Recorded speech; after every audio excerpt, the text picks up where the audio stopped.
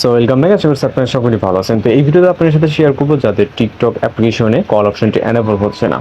তো এটা কীভাবে এনেবল করবেন সেটাই মূলত দেখাবো। এর জন্য আমাদের টিকটক অফিসিয়াল যে অ্যাপ্লিকেশন সেটাকে ওপেন করতে হবে। অবশ্যই প্লে স্টোরে আপডেট আছে কিনা সেটাও চেক করে নেবেন। তো এরপর হচ্ছে আমরা এখান থেকে যে প্রোফাইল অপশনে দেখতে পাচ্ছি এখানে একটা ক্লিক করব।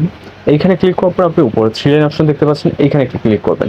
এরপর এখান থেকে সেটিং অ্যান্ড প্রাইভেসি অপশনটি এর উপরে ক্লিক করবেন। এখান থেকে আমরা নিচের দিকে স্ক্রল করব, করার পর এইখান থেকে আমরা হেল্প সেন্টার নামে একটি অপশন দেখতে পারবো। এটা হচ্ছে সাপোর্ট অ্যান্ড অ্যাবাউট সেকশনের ভিতরে, এখানে চলে আসবেন।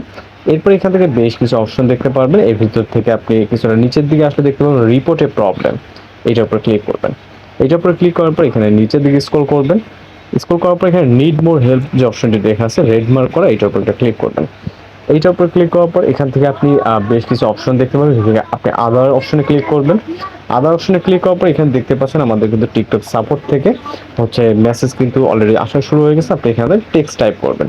তো এইখানে যে টেক্সটটি টাইপ করবেন সেটা আমাদের ভিডিওর ডেসক্রিপশন বক্সে দেওয়া আছে।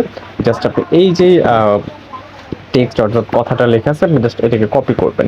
কপি করার পর এইখানে এসে টিকটকে জাস্ট এটাকে সেন্ড আছে মেসেজ বক্সে এটাকে পেস্ট করে এখান থেকে অ্যারো এখন দেখতে পাচ্ছেন জাস্ট এখানে আচ্ছা সেন্ড করে দেবেন। তাহলে আপনার 24 ঘন্টার ভিতরে আপনাকে প্রবলেমটি যদি হচ্ছে সার্ভার জনিত বা হচ্ছে কোনো টেকনিক্যাল সমস্যা হয় সেটা কিন্তু সলভ হয়ে যাবে। আশা করি বুঝতে পারছেন। তো ভালো থাকবেন, সুস্থ থাকবেন।